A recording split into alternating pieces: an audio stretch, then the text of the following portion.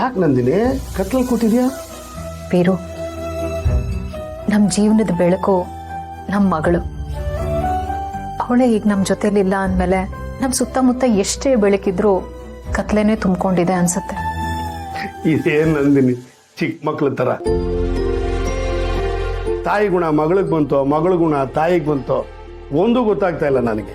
ಅಲ್ಲ, ಶ್ರಾವಣಿ ಸುಬ್ಬು ಬೇಕು ಅಂತ ಅಳ್ತಿದ್ಲು, ಅವಳು ಹೊರಟ್ಲು.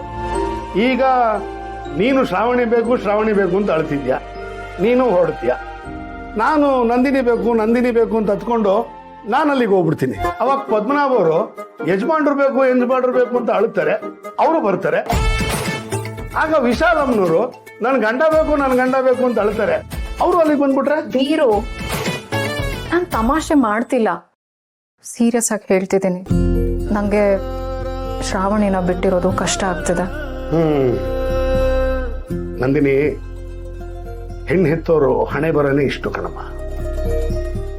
ನಾವೆಷ್ಟೇ ಕಷ್ಟಪಟ್ಟು ಸುಖದಲ್ಲಿ ಸಾಕಿದ್ರು ಕೂಡ ಒಂದಲ್ಲ ಒಂದಿನ ಅವಳು ಮದುವೆ ಆಗಿ ಗಂಡನ ಮನೆಗೆ ಹೋಗ್ಬೇಕಾದ್ದು ಧರ್ಮ.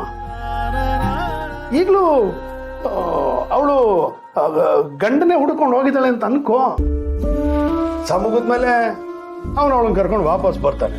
ನೀನೇನೋ ವಾಪಸ್ಸೇ ಬರಲ್ಲ ಅನ್ನೋ ತರ ಆಡ್ತಾ ಇದೀಯಾ.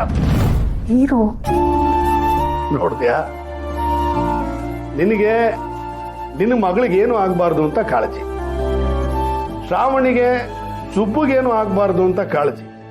ಇದೇ ಕಾಳಜಿ ಪ್ರೀತಿಯಿಂದ ಶ್ರಾವಣಿ ಅಲ್ಲಿ ಹೋಗಿದ್ದಾಳೆ ಅಂತ ಅನ್ಕೋ. ಇಷ್ಟೊತ್ತಿಗಾಗ್ಲೇ ಅವಳು ಅಲ್ಲಿಗೆ ಸೇರಿರ್ತಾಳೆ, ಅವಳೇ ಫೋನ್ ಮಾಡ್ತಾಳೆ, ನೀನು ಊಟ ಮಾಡುವ.